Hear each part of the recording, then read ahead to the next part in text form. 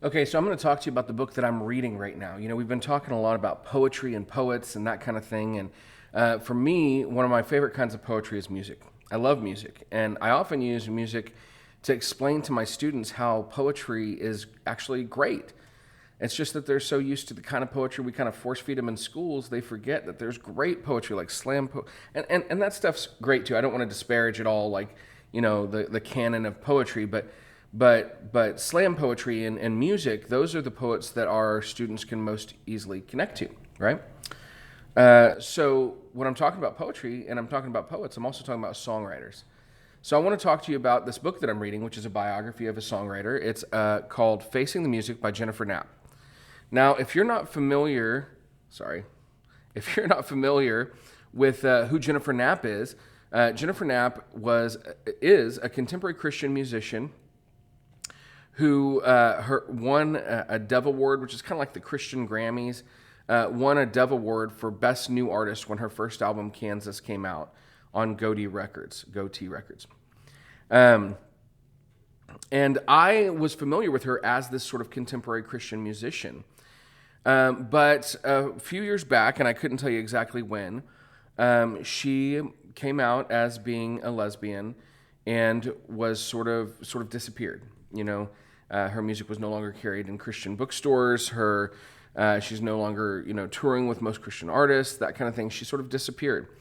And she came out on several different channels all at once to announce that she was a lesbian.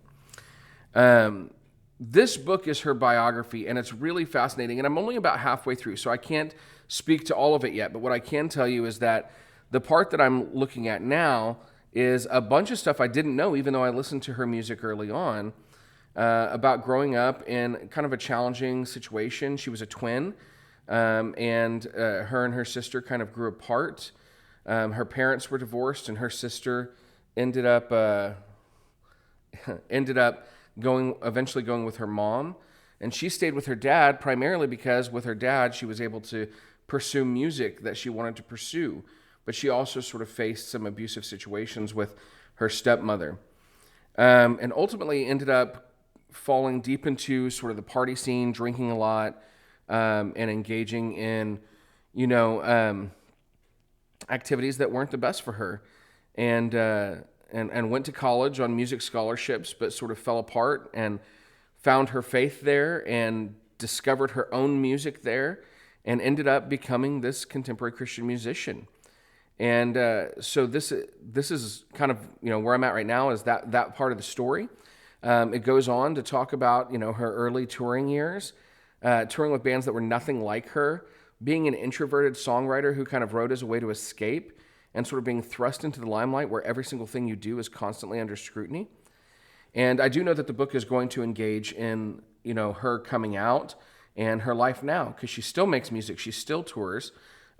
She's on a different label now. She's on Annie DeFranco's label. But I always find biographies so fascinating, getting to know what makes someone tick and how they got where they are and who they are as a person. So this book is called Facing the Music. It's very fascinating so far. I'm sure it's going to be wonderful as I finish it up, and you should pick it up.